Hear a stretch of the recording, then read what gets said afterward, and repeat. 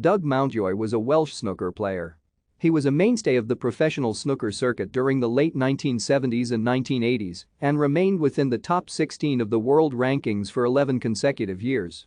He began his professional snooker career by clinching the title at the 1977 Masters tournament, which he had entered as a late replacement.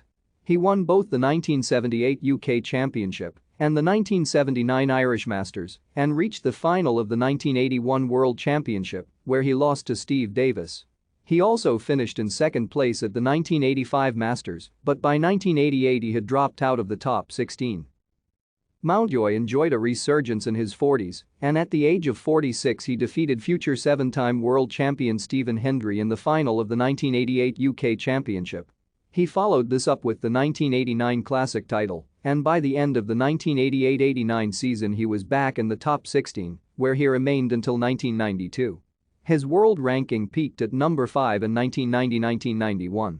He also won 5 Welsh professional titles during his career.